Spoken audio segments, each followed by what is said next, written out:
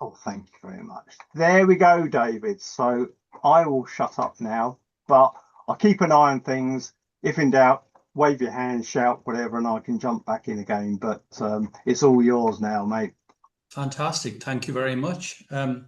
Thank you very much for inviting me to give this talk. I'm honoured to be asked. I hope I can justify your confidence in me.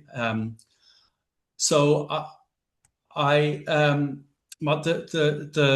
my talk is the Quasar Mystery: How Quasars and Active Galactic Nuclei were discovered and explained. And I've really enthusiastically really enjoyed making up this talk, and I've given it once already. So hopefully you'll find it uh, entertaining and informative in that order, I reckon. So just before, just I have a couple of sort of multi choices for the group during the talk, and I'm just going to start and see whether this works. So I have the name of 5 stars there, and you have to decide which one is not in Orion.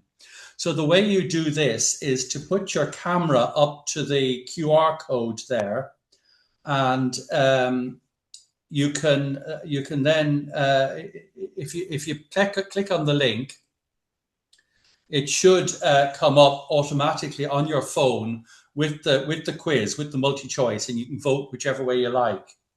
So try and do that, and we'll if it doesn't work, or if you can't manage it, just let me know, and we'll go on, and I won't do the ones during the talk.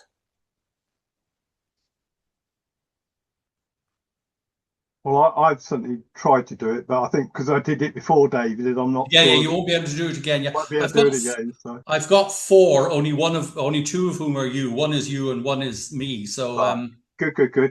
hopefully we get a few more. 5, good. So it is working anyway.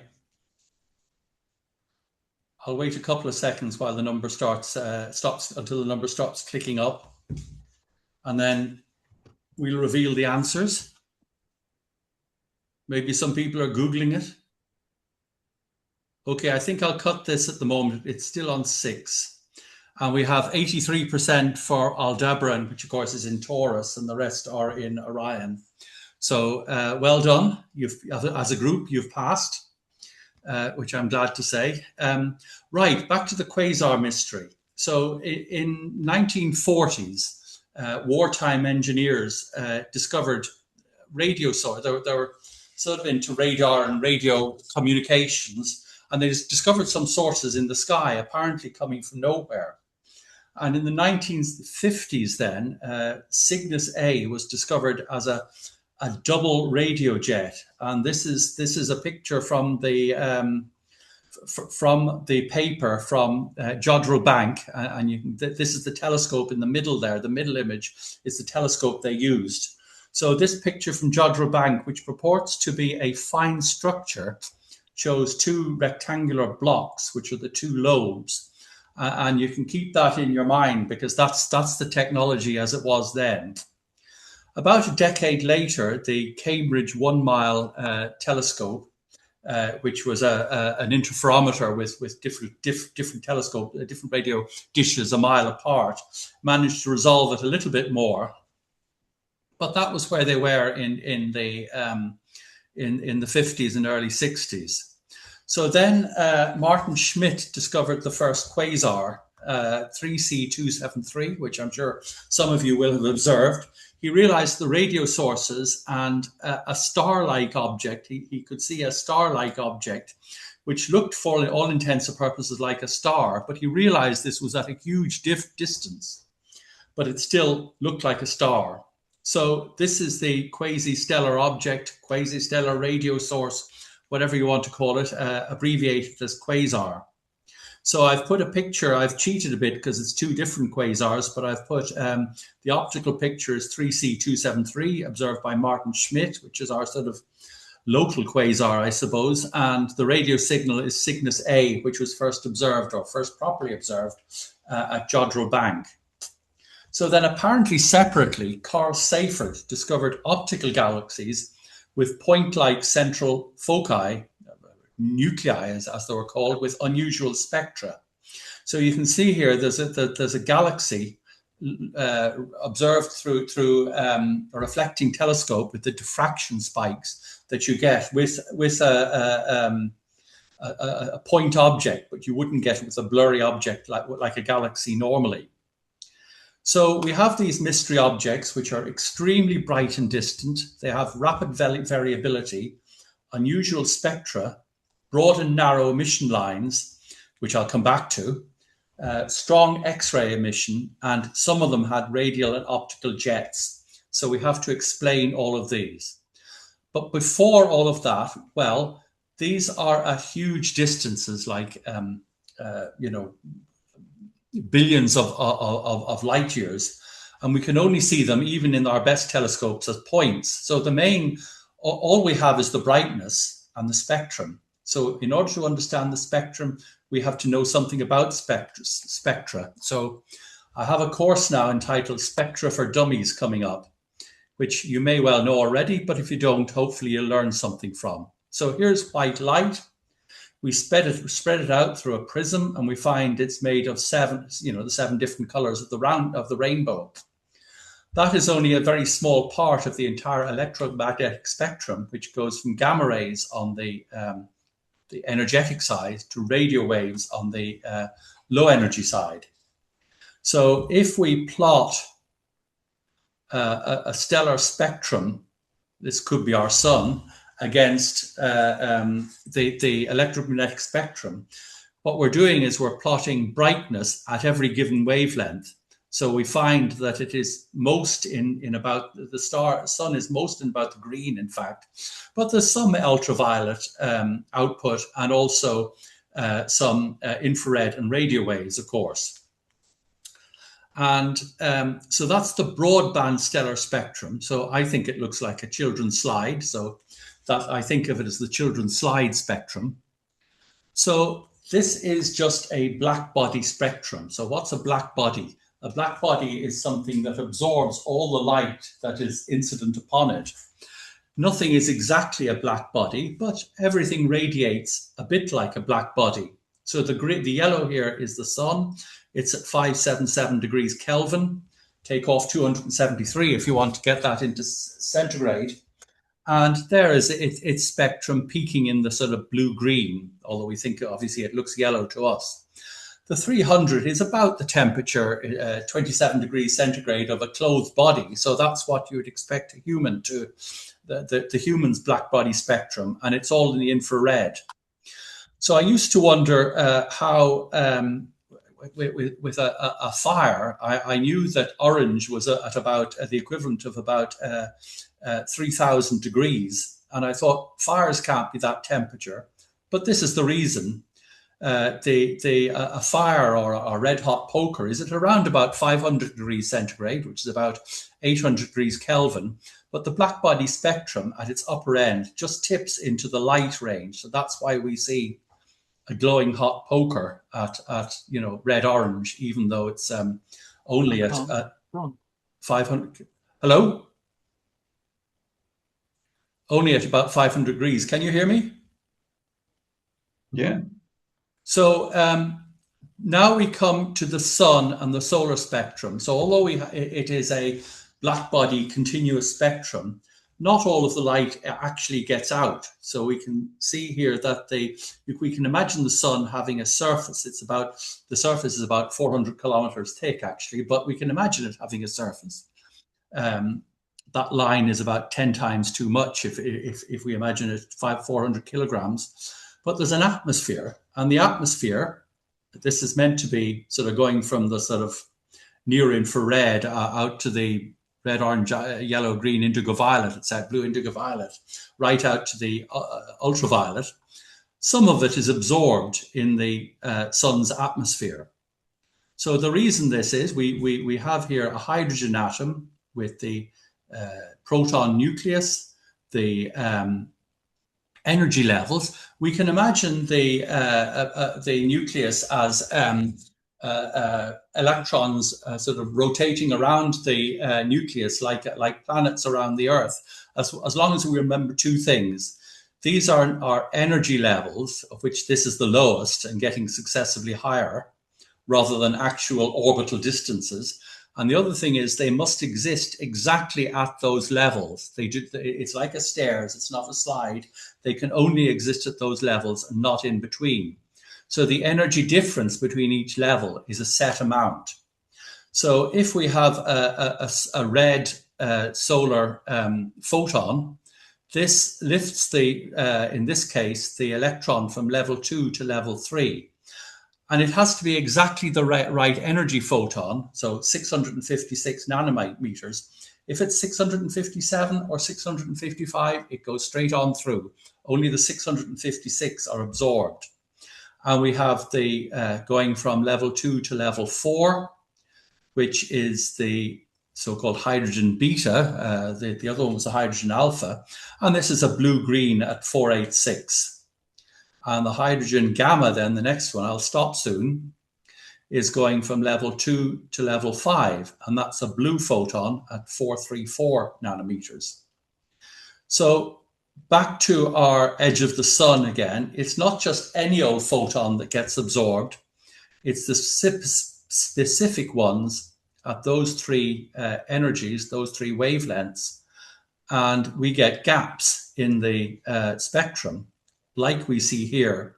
This is actually the spectrum of Altair, not the sun, and it's the visible spectrum, the narrowband visible spectrum, which is this part of the overall spectrum. If you remember the children's slide, that small part in the visible range is what we see here. We see the end of the upswing and the start of the downswing. And we can see that the 656, the 486, and the 434 nanometer photons are absorbed, giving this spectrum with black lines on it, called Fraunhofer lines, because Fraunhofer first discovered them. And that gives us a particular spectrum. So that's a stellar spectrum, only using the hydrogen lines. I intend to keep it simple. It's too complicated to look at anything else. So let's just look at the hydrogen. So now we have a gas cloud. And here we have the Carina Nebula, which unfortunately is in the southern hemisphere. And here is its spectrum. So you can see that there is no black body spectrum. It's far too cold to have a black body spectrum, particularly in the visible range. But it does have specific emission lines. And you can see the hydrogen alpha, hydrogen beta, hydrogen gamma, and even hydrogen delta. And astronomers with filters will be familiar with the oxygen 3 line, giving a beautiful color in nebula. But we're just concentrating on the hydrogens for a moment. And you'll see that they're at exactly the same wavelengths as the absorption lines we saw before. So what happens? We have a new very O or B, blue ultraviolet radiating star, which radiates into the gas from which it formed. This gas radiates then mainly in red light, as you'll know from observing them, and that light hits our eyes. So it's the exact opposite of before. The ultraviolet photon comes along, knocks the electron from energy level 1 to 3, and it always wants to go down to the lower energy level. So it does this and emits a red 656 nanometer photon, and that's the emission spectrum. And we can just quickly look at the ultraviolet light again. This is 1 to 4 and back down to 2 eventually. And that is the hydrogen beta, the blue-green 486. And we have finally just going from 1 to level energy level 5, back down to 2 again, eventually. It's 4 laps, yep. And then 434 nanometers. Okay, so that is emission spectra. And there we have the hydrogen alpha, beta, gamma, and delta, which is, well, going from 1 to 6 and then to 2, energy level 6. So that's the main spectrum of a galaxy. So does dust have a black body spectrum? And yes, it does. It has an imperfect black body spectrum, sometimes called a gray body spectrum. It has emission and absorption lines, but it's all in the infrared. It's too cold to emit in the light range, so it emits in the infrared. So this is where sometimes astronomy gets very simple and everything comes together beautifully. There are only 3 things in a normal galaxy that emit anything, basically. Stars with a black body spectrum with absorption lines, if you like, stalactites going down. Gas with no black body spectrum, but emission lines with stalagmites going up. And the dust, but it's all in the infrared. So here is an example of, well, I've sort of drawn this to make it look perfect, but from this article, and it's the infrared spectrum with silicate grains in dust grains within the infrared dust, absorbing at this 10 micrometer level. So the difference between a normal elliptical galaxy and a normal spiral galaxy, well, the elliptical galaxy forms stars, while the elliptical galaxy doesn't form stars, while the spiral galaxy does. So the elliptical galaxy is dominated by absorption lines from the stars which already exist, while the spiral galaxy can be dominated by the gas, which with forming stars and the gas emission. In the hydrogen beta line, you see here, they pretty much cancel each other out. So the gas cancels out the stars and we get more or less nothing. Right, so the next thing we have to find in our sort of scientific trawl before we explain the quasars is the Doppler effect. And I'll go through this very quickly because you'll all know what it is. This image is from a talk I gave on ultrasound. So Doppler and ultrasound. So that's an ultrasound probe. So exactly the same thing works with light as with sound. If it's moving towards you, the wavelength is compressed and it gets a higher pitch or a higher energy. And as it's moving away from you, it gets a stretched out longer wavelength, longer pitch or lower energy. So this is known respectively as blue shifted going towards you and red shifted going away from you. And you can see an ambulance, or you can imagine a racing car passing, that pitch is higher coming towards you than away from you. If we can imagine now something rotating around this body, which we'll find out is a supermassive black hole later, as it's moving towards us, the wavelength will be compressed, and as it's moving away from us, the wavelength will be lengthened. I've tried to make it go from sort of blue to green as it comes towards me, and again, but it hasn't quite worked. But you can see the wavelength getting shorter as it comes towards and longer as it goes away. If it's going fast, that effect will be accentuated. It's worth noticing that this only works when things are moving towards or away from you. Something moving side to side has no effect whatsoever on the wavelength. An example of this is we know we're moving towards the Andromeda Galaxy at X kilometers per second, whatever it is. But we don't know the lateral movement, so we don't quite know whether we're actually going to just miss collision with the Andromeda Galaxy in about 4 billion years, or whether we're going to crash straight into it. So this is the sort of main observational technique when Doppler meets spectra. So we have the hydrogen alpha line here. We know where it is. We know it should be at 656 nanometers. If something is moving away from us, it'll be seen at a higher wavelength. And if it's moving away from us fast, even higher wavelength, and it can move into the infrared. If it's moving towards us, it goes towards the orange, and if it's going towards us fast, this is blue shifted into the orange in this case. If something is rotating, we have stuff that's going towards us and stuff that's going away from us.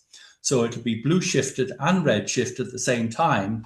And this just means that the hydrogen line is smeared out or stretched out. These are called narrow emission lines. If it's moving slowly, I'll come back to that again later. If it's moving fast, there will be the same smearing or broadening, in this case, broad emission lines. But as you can see, if I do that again, it smears out even further and gets a broader line. It's worth noting that these lines are like peaks and not like rectangles, as we've already seen. So we have a special type of Doppler, which is the cosmological redshift. So this is the fact that everything is moving away. Well, everything at far enough distance is moving away from us. So this is a roughly to scale model of the near solar system, 2,700 million light years across. The dots here represent a schematic representation of superclusters, which are about 500 million or 450 million light years away from each other on average. And these dots are moving away from each other all the time. These superclusters are moving away from each other all the time. And the further away, the faster they move. If they're double the distance, double the speed. So as we can see that here, everything is moving away from us. And if we go to a larger scale, these now represent 2 or 3 superclusters, but you can see that the further away they are, the faster they're moving away from us. So you may say this puts us at the center of the galaxy because everything is moving away from us. But of course, if we ask our cousin in the next supercluster, of course, he will think everything is moving away from him at twice the speed, twice the distance, twice the speed. So how fast are they moving apart? Well, the figure is given as 70 kilometers per second per million parsecs. I always said I'd never use the parsec in my talks because a lot of people don't understand it, but most people understand light years, and it's 22 kilometers per second per million light years. That sounds quite fast, but the equivalent speed is the movement is the equivalent of 1 hair's breadth per year per 1,000 kilometers, which is about the length of the island of Great Britain. So we conclude from this, if we just follow the logic, that Andromeda is moving away from the Milky Way by 1.4 billion kilometers per year, or the Earth is moving away from the Sun by 11 meters per year. But that, of course, isn't true. What happens close in is peculiar motion, gravity dominated, and cosmic redshift only works at a large scale. Gravitational effects are more important at a lesser scale. So here are galaxies moving around each other, dominated by gravity, occasionally colliding, and at a larger scale, they all move away from each other, or at least the cosmological redshift dominates. And it's about 30 million light years. Less than that, gravitational dominates, and more than that, cosmological redshift dominates. So I have one of my quiz questions. If you can get out your phones and put your cameras on your phones and get ready for it. The Earth is actually getting further away from the Sun by about 1.5 centimeters per year, but not because of expansion of the universe. The real reason is gravitational disruption due to dark matter, the pull of other planets, mainly Jupiter, tidal disruption due to the Moon, the Sun is getting lighter, or the effect of the solar system's rotation around the Milky Way. So hopefully you'll be able to vote. If you just turn your cameras on, put them up to the QR code and press the button that comes up. And we've 2 people voted, so that's good. We got 6 last time, so hopefully we get a couple more.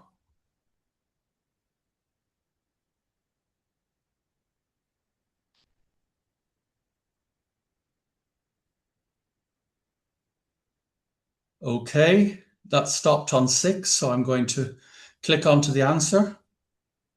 And it is actually the fact that the Sun is getting lighter. So I think the logical one is the pull of other planets, mainly Jupiter. The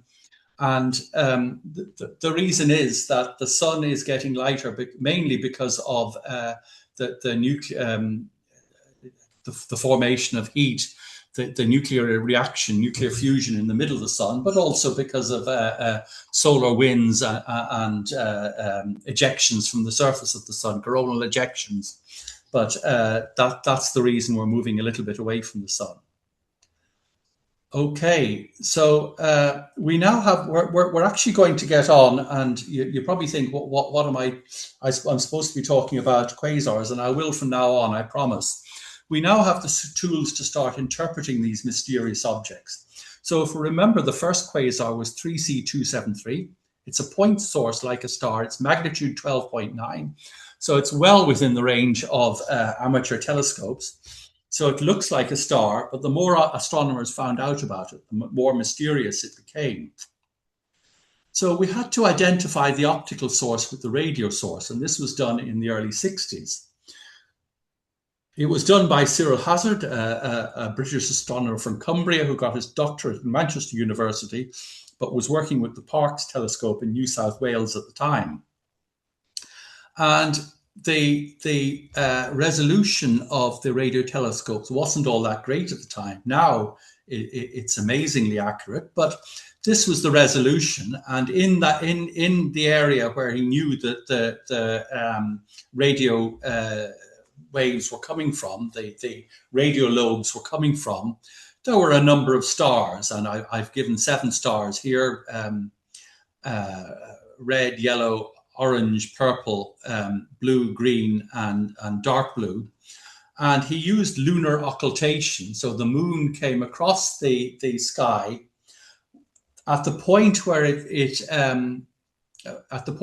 crossed the star, which was the quasar. The radio signal went dead. So you have to help me work out which star it is. It's one of those colored stars. So we see the moon now coming across, and the radio signal will go dead. The gray radio signal will go dead when it crosses the particular star.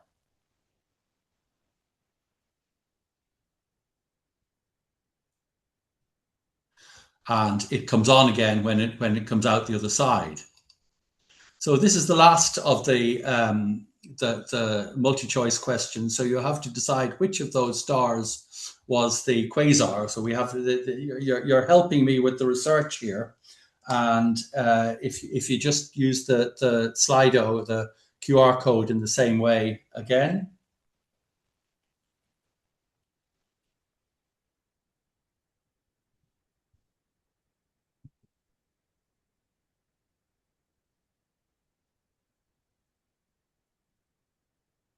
And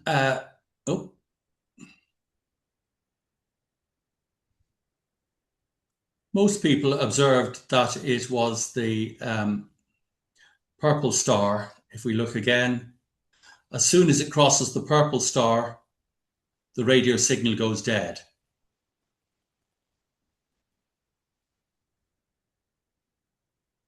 Okay. So then they tried to work out how far away is it? And there's a spoiler alert on this one, a very long way away. So here's a modern experiment by a French amateur astronomer, Jean Jacquinot. He shows a picture of the quasar, and he did a spectroscopic analysis of it, of the star Vega and the quasar. So obviously Vega has absorption lines, and the quasar, it turns out, has emission lines. So the hydrogen alpha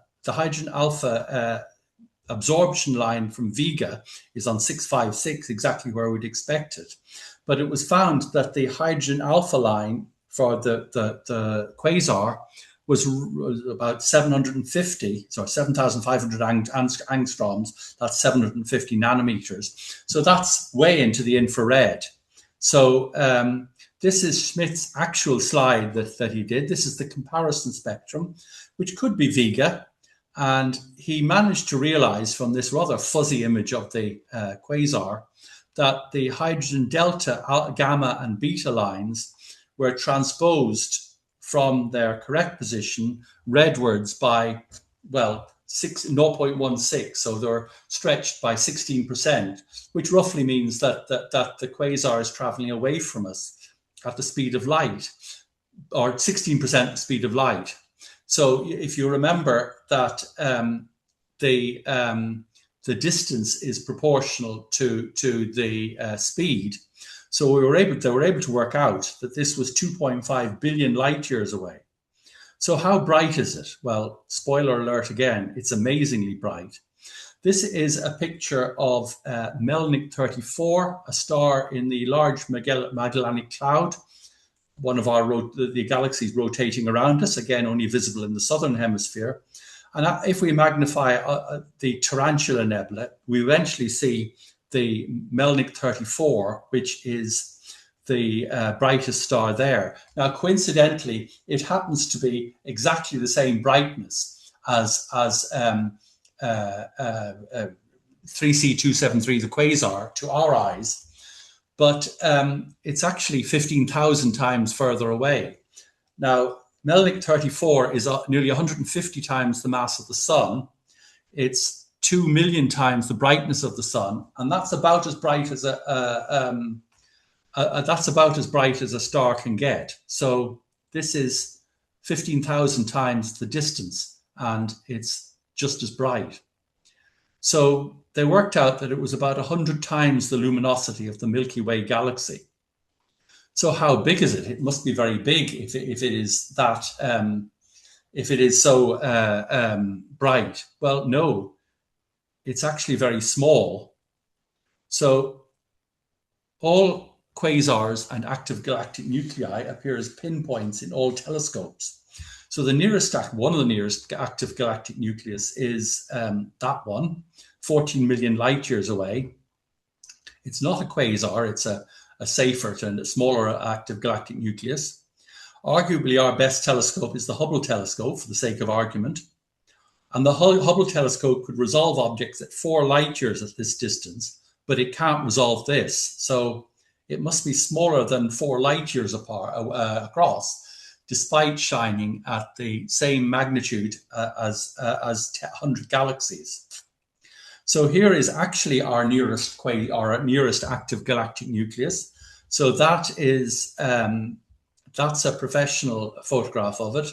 This is my photograph with my C-Star S50, which has created a lot of ructions in the astronomy club, because those who don't have one think it's cheating, and fair enough. But that's my picture of it, and that is a safer galaxy. That's actually an active galaxy. Somewhere in there is the active galactic nucleus. So what can we learn about something from its variability? Well, I'm going to pass that one.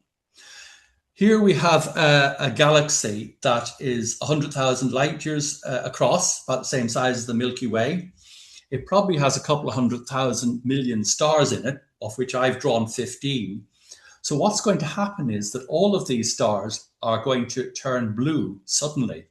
That, of course, the physics is impossible, but this is a thought experiment, and it's my thought experiment, so it's going to happen.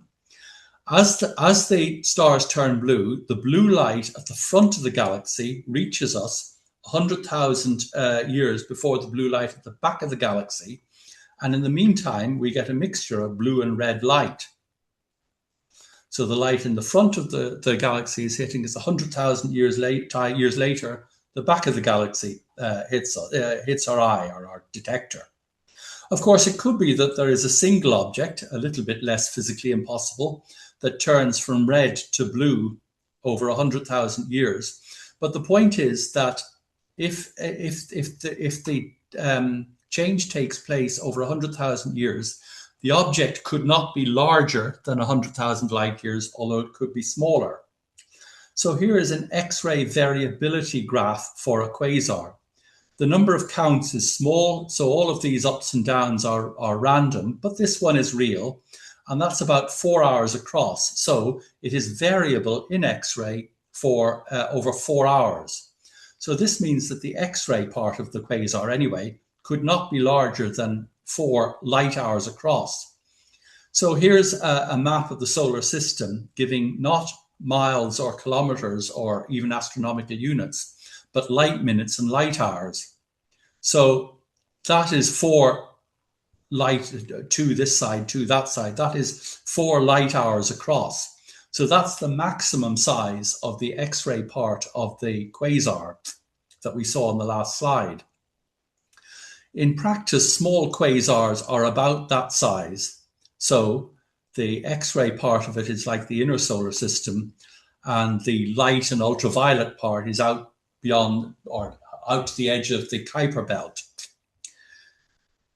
A small active galactic nucleus is about 100 times smaller than a large quasar, but that's still, on that scale, that's the limit of the Oort cloud, I suppose, the limit of the solar system.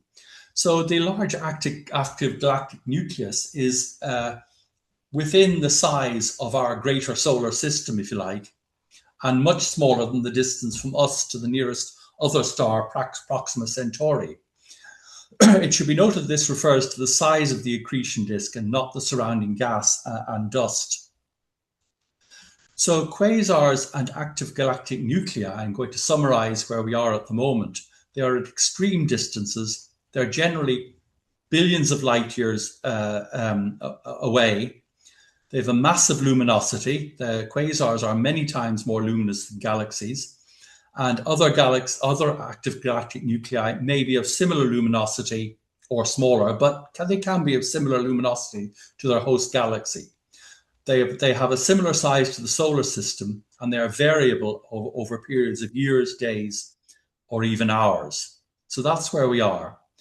So we now need to look at the engine. What could possibly be happening that shines all this light out over such a small area? So to do this, I think we'll look at the different energy, some of the different energy sources we have on Earth. So the first is kinetic energy. So this is a model of the Cruachan pumped storage hydro station in Scotland, which we visited some years ago. And this is so they pump the water up again when nobody, they use energy to pump the water up when nobody's using it. And then when everybody puts on their kettle in the morning, they let the water fall to give a rush of energy. So the water falls, it hits the turbine, which causes an that's my diagram of it. Don't know how accurate that is. So the water hits the turbine at 63 meters per second. And using the kinetic energy formula, 1 kilogram of water gives 2,000 joules. So a kilogram of water would keep a double bar electric fire going for a second. Combustion, chemical energy. So we have a car. That's my best effort for a car, I'm afraid. So it can produce up to 50 million joules per kilogram, a lot more. Nuclear fusion energy in the middle of the sun, well, in going from hydrogen to helium, 0.7% of the mass of the hydrogen is lost when converting into helium, which is 600 million joules per kilogram. So here is the summary of what I've just said. The kinetic energy is rather the runt of the litter, while nuclear fusion is the alpha male. Although with fission, as we use on the Earth for nuclear power, we only get 20 million joules per kilogram. But it's still far and away the largest of the different types of energy. The only other possible source is antimatter. So this is the maximum theoretically possible. Annihilation of half a kilogram of matter with antimatter using Einstein's famous equation E equals mc squared would give 90,000 million joules per kilogram. But it's not thought that there's that much antimatter in the universe. So what happens if our gas is, this is the closest I'm getting to mathematics, you'll be glad to hear. What happens if the gas in our object is moving at nearly the speed of light? Well, we know E equals mc squared, which means the energy equals mass, multiply the speed of light, multiply the speed of light again. What happens if V, the speed of whatever it is we're talking about, got up to nearly the speed of light? We know V can never exactly equal C. That would break Einstein's laws. But it could get very close, in which case we could nearly get to E equals a half mc squared, substituting C for V.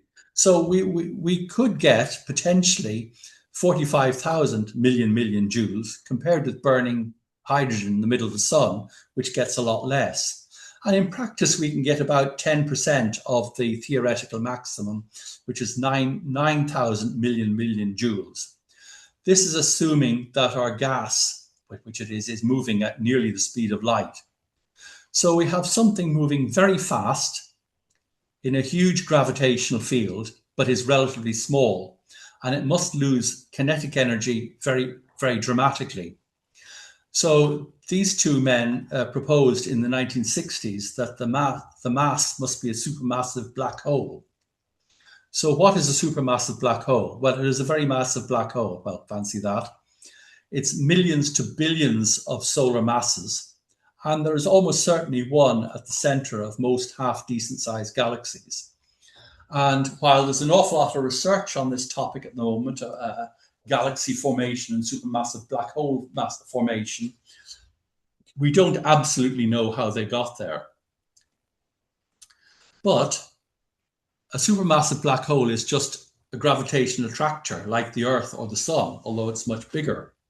So things just rotate around it, don't they? Well, we can see this from this video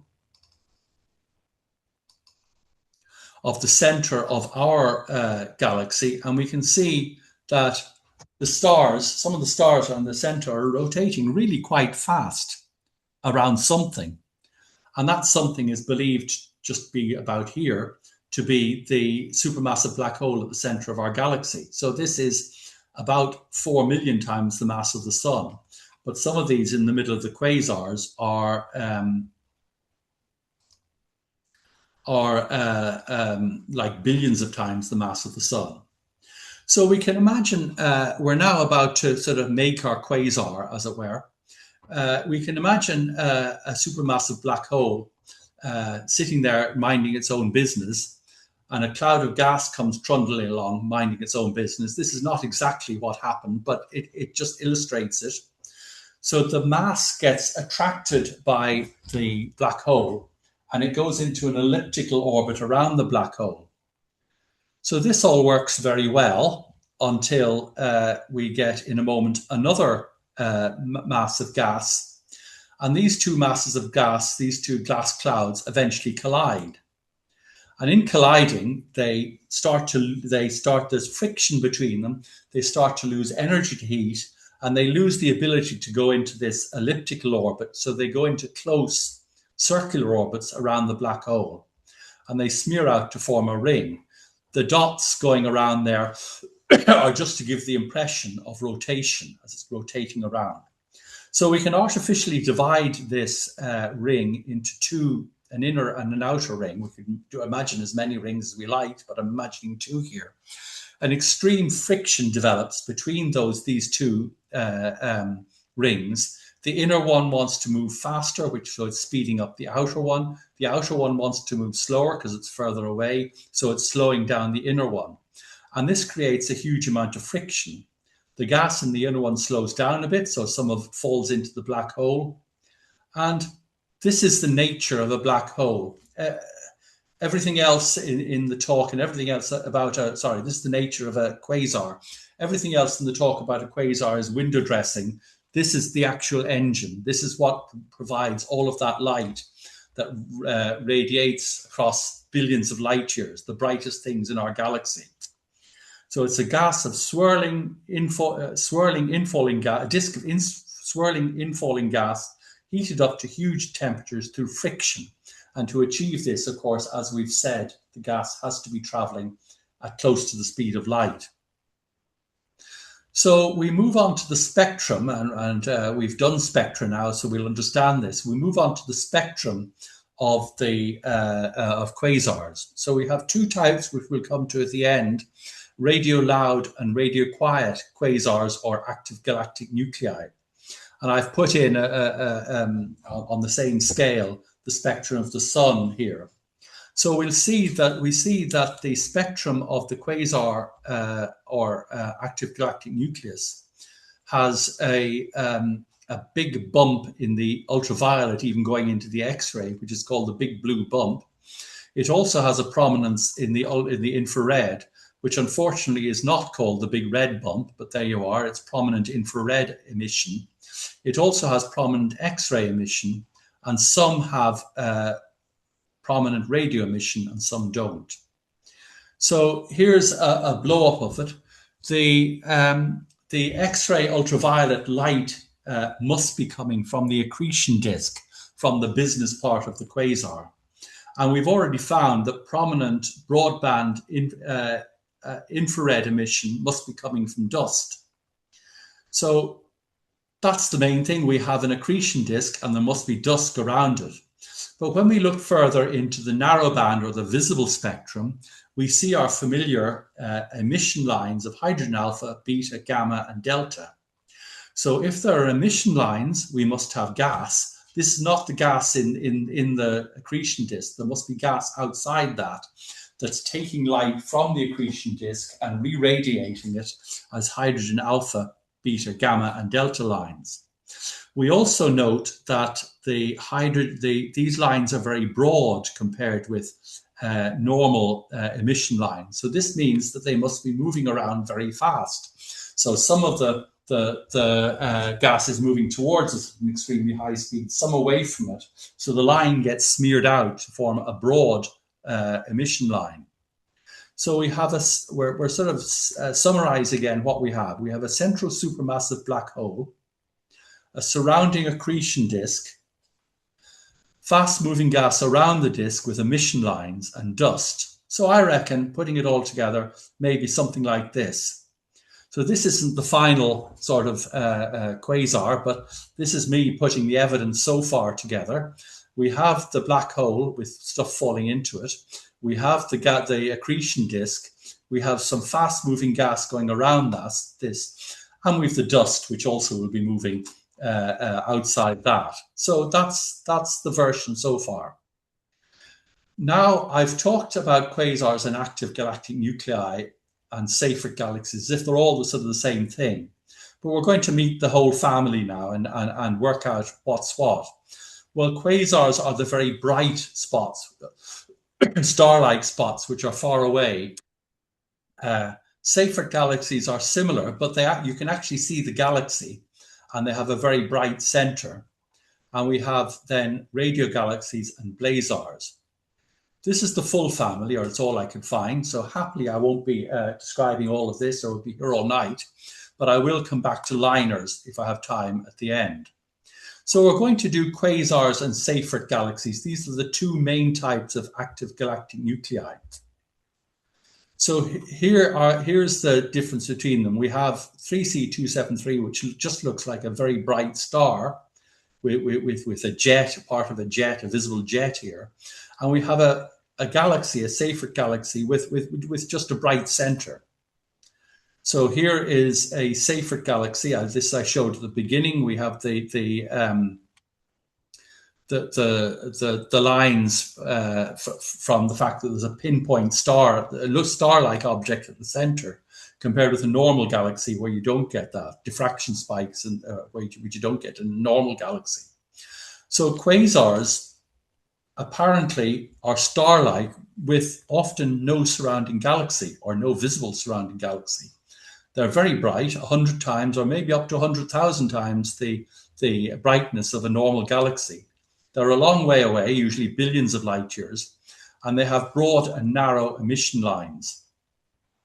Seyfert galaxies are the bright center of a galaxy. They're 1 times the brightness of the galaxy or less. They're generally closer, and we can see plenty at millions of light years. And they either have broad and narrow lines or just narrow lines. Now, before we go into the broad and narrow emission lines, we have to ask, are quasars really not associated with the galaxy? Well, they are, of course, although this wasn't finally realized until the 1980s. So quasars can be up to 100,000 times the luminosity of its host galaxy. At the extreme distance, the quasar may be visible, but not the fainter galaxy.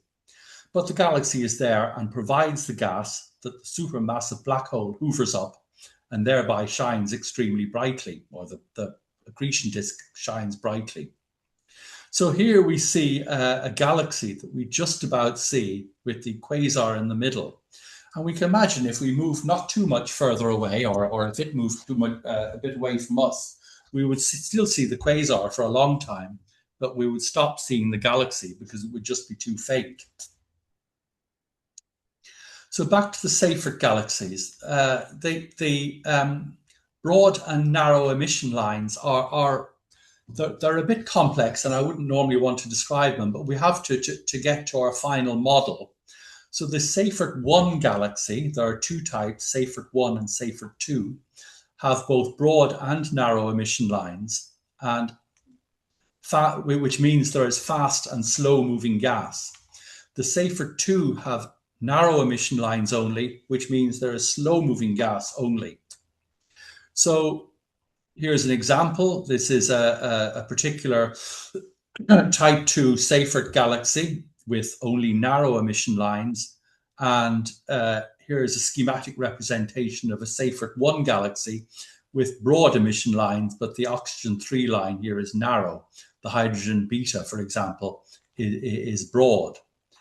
So I'm thinking that the ones with broad and narrow emission lines are something like this. We have the fast moving gas for the broad emission lines and the slow moving gas for the narrow emission lines, with, of course, the dust in between and the accretion disk and the supermassive black hole at the center. And if there are if there's no broad emission lines, we have no gas inside the dust. And I'm beginning to lose a bit of confidence because I don't see why some should and some haven't had this. And it's lucky in the 90s that there were cleverer people than me working on this, and they brought up the concept of the torus. So what is a torus? Well, mathematically, if you take a circle, put it on its side and rotate the sideways circle around in a circle, you get a torus. I mean, it could be a tire or a swimming ring or whatever, but that's the shape of a torus. Their idea was that you have the supermassive black hole, the accretion disk. I've taken out all the rest of the gas, but you have a ring of a dusty torus around that. So we're going to take away the supermassive black hole and the accretion disk temporarily, turn the tire or the torus onto its side, make it a bit bigger, and cut open a hole in the middle so we can see inside. So we have the supermassive black hole, the accretion disk cut into a cross section, and the fast moving gas. Outside it, we have the slow moving gas, and the Seyfert 1 and Seyfert 2, the ones with the broad, they are just looking at exactly the same thing from a different angle. If you're looking near enough face on, you'll see the fast moving gas and the broad emission lines. And if you're looking from the side, you won't be able to see the fast moving gas, so you'll only see the slow moving gas. So the Seyfert 1 and Seyfert 2 are nothing other than the same thing, but you're just looking from a different angle. So what about quasars?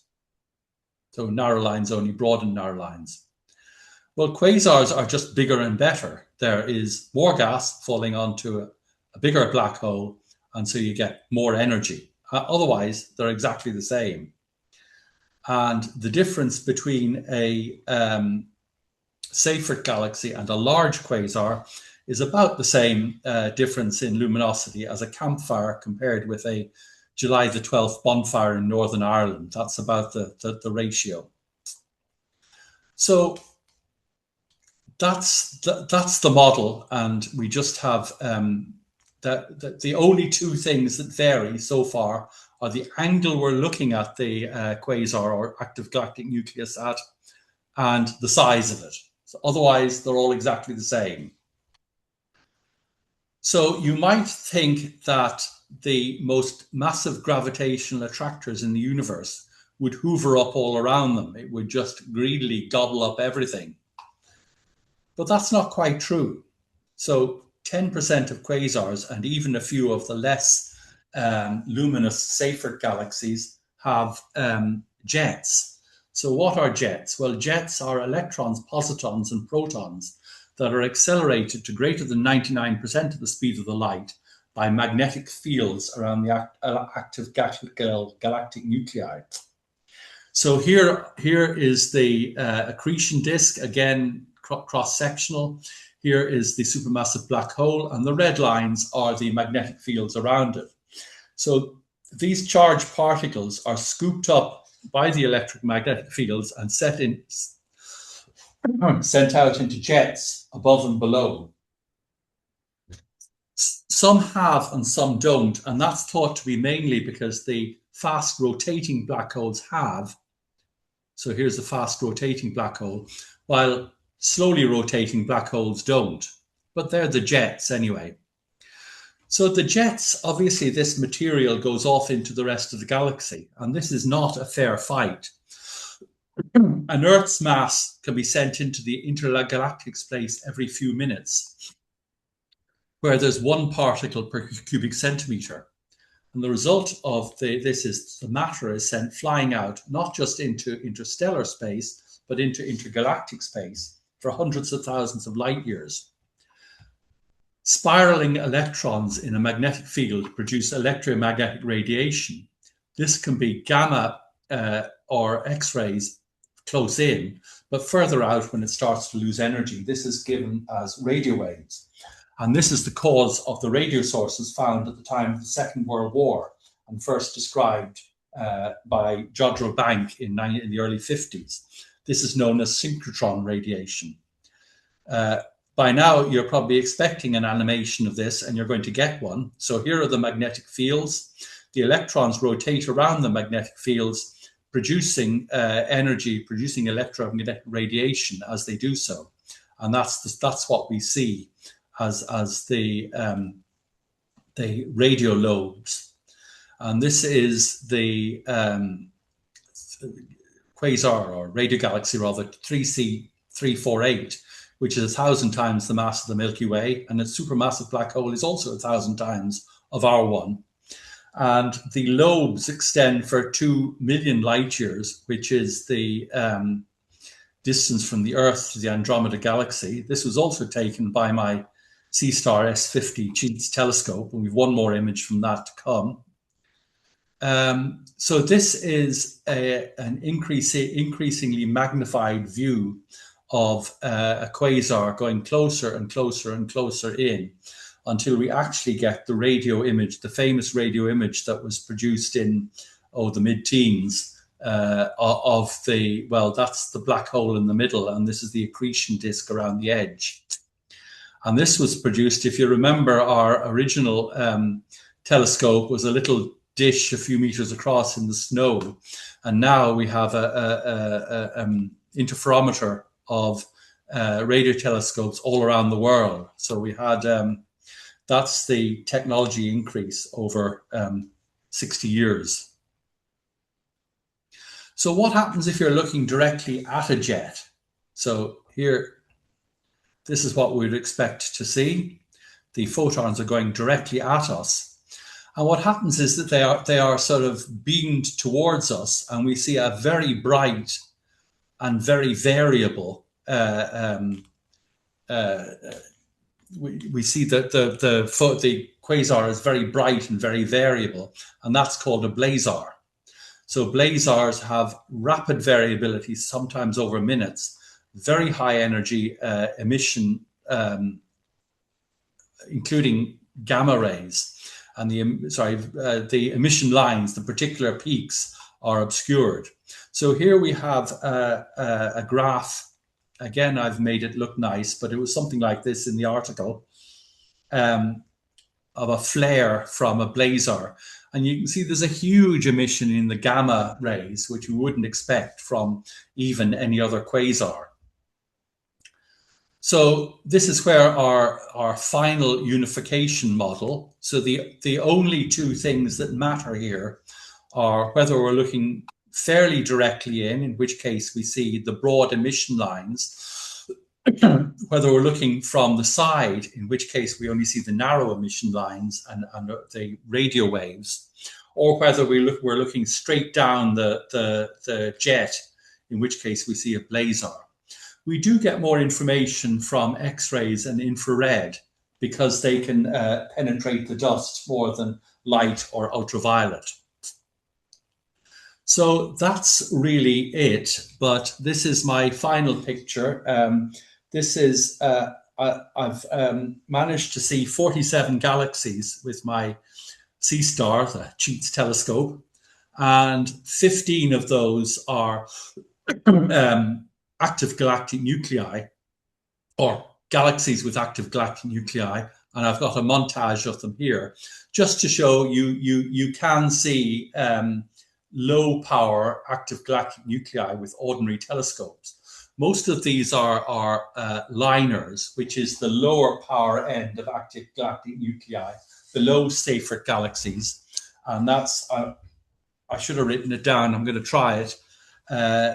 Low ionization nuclear emission line regions, I think, but they are the sort of lowest form of the family, the sort of little brother end of the family, the lowest power active galactic nuclei. And just finally, that is just, this is I asked AI to make a picture of Cygnus A. So that's what it was in the 1950s. And here is a montage of the radio, the visible, and the combination. So we've moved from that to that in the last 3/4 of a century. So huge progress. So that's it. I'm going to stop sharing. So, and invite any questions. Thank you very much for listening.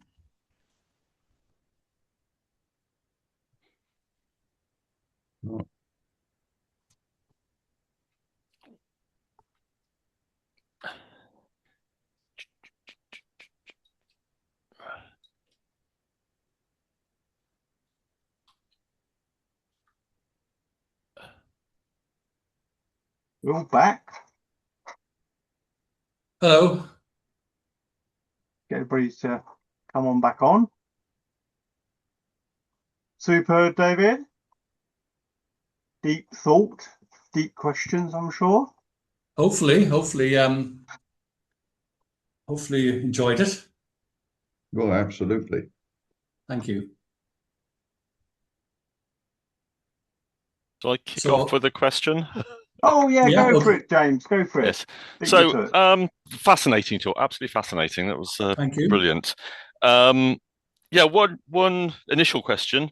So they're obviously far away, but are they all roughly at the same distance, or what sort of range of distances are they? Do they spread out?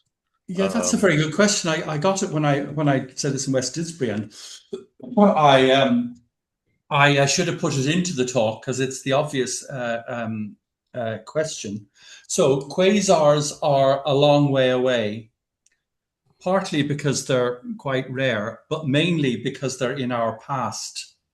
So quasars were, so the bright active galactic nuclei were around in about 10 million years ago, mostly. So, you know, I suppose probably an exaggeration to say that every galaxy would have been a quasar then. That's probably an exaggeration, but there would have been a lot of quasars then. As the amount of gas has become less, or more likely because of the expansion of the universe, it's become less dense. We don't have so many quasars away. So the 3C273 is a little bit of an exception because it's not quite in our present at 2.5 billion years ago, but compared to the age of the universe of 13.8 billion years, it's sort of fairly close. So we now have lots, as you can see many of them in your own telescope, of the lower powered, sort of lower end Seyfert and liner galaxies, but there just isn't enough gas to create the quasars anymore. As I showed, that there are 17 of the 47 galaxies that I have observed ever are active galactic nuclei of some kind, and about a third of galaxies, that's about the right ratio, have some activity. Ours, which is not an active galactic nucleus, has some, but it's tiny and not enough to register on the scale. So I was wondering if the Seyferts would ever evolve into quasar, but from what you're saying is actually with the amount of gas around, that's highly unlikely. The direction of travel is the other way round. However, I actually have a slide on that, which if you'll bear with me, I'll have to share first, won't I? Sorry about this. I will get there. Entire screen, share, and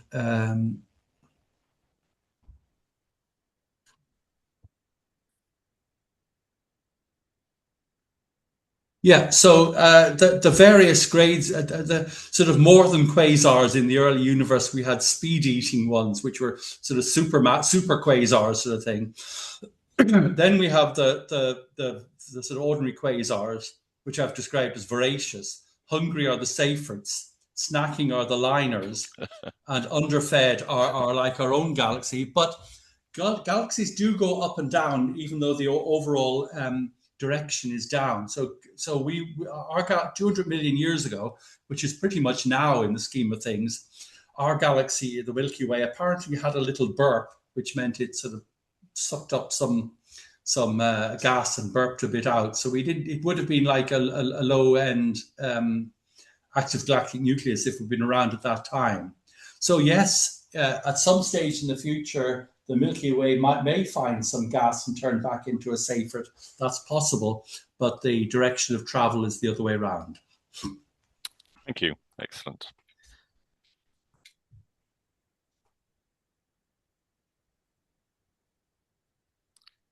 I think, Keith, there was some questions in the chat because somebody's... Yeah, if somebody can find them. I sort of saw some... Not at the moment. I'm just having a look at the chat. I know there was a thing about... Thanks, Cheryl, for her feedback. Is there... are you keeping up with the things that they're finding, particularly with the James Webb, obviously pushing back the boundary, going towards the dark age, the dark... Yes, and am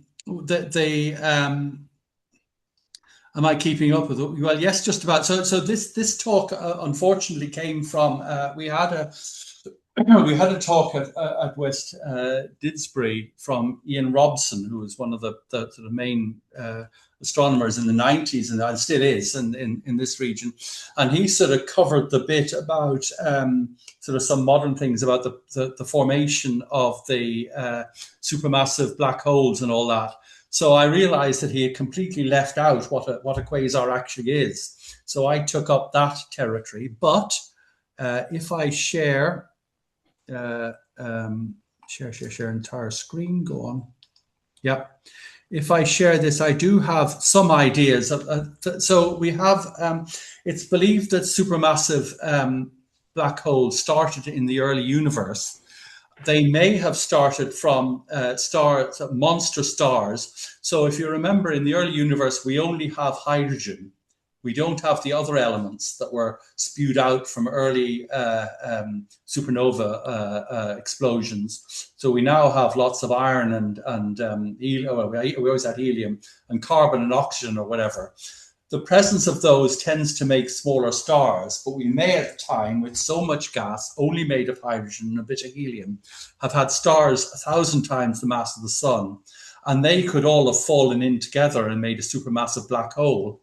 Or they may even have bypassed the star phase, and the gas could have just all fallen in to form a supermassive black hole. But yes, I mean, we've been looking at James Webb Telescope has been finding little red dots, which are thought to be baby quasars only a few 100 million years after the Big Bang. And this has turned out to be a complete surprise because it wasn't thought that sort of stars were just about forming then and not galaxies.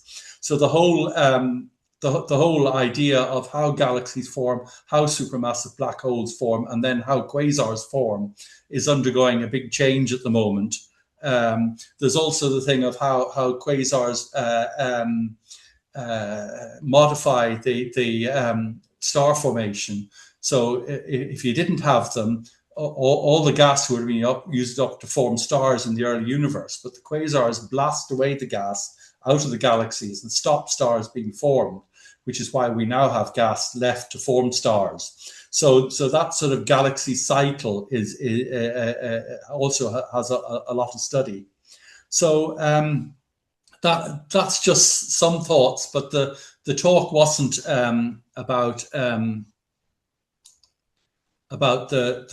unfortunately not about the modern stuff, which you may be more interested in.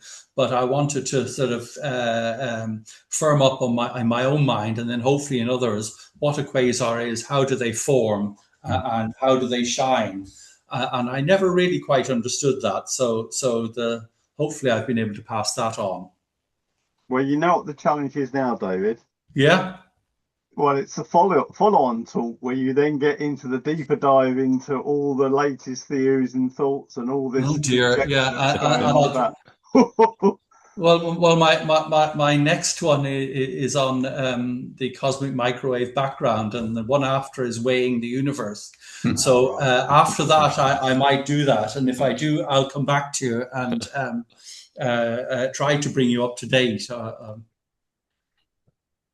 That'd be brilliant. Well, I've had even CMB, and that sounds also of interest as well. So I know where you live now, so we're coming. Yeah, if you want to, and if you enjoyed it, I will provide enthusiasm. I hopefully some knowledge, but lots of animations, and hopefully you'll be. As I say, somebody said these sort of talks were infotainment. So but for me, the attainment comes before the info. So I always want to make sure everyone is entertained, and if they're informed as well, that's even better. No, well, that's been brilliant. Well, all I can say, if any other questions out there, I did have some problems. I think trouble when I turn the mics off for people, I think I have to get them to return them on again. It's all a bit weird. I don't quite understand Zoom. But if you have any problems trying to get through, just let me know in the chat, and I'll open up your mic again. But if there's no other hands going up for questions, I'd like to just thank David. That was brilliant. Deep stuff. I love all of this stuff. Makes your head scratch and burn, and thinking about the distances and scale. Yeah, I know. People coming up the last time and said, I would say something to them and said, "Don't talk to me. My brain is just cooling down." Well, I was going to say it's overwhelming for some of us, like me. I know. I'm sorry. I do throw an awful lot of information out and I know it sort of it's quite bamboozling, and I try and get as much in, and maybe I should try and calm down a little bit, but I won't.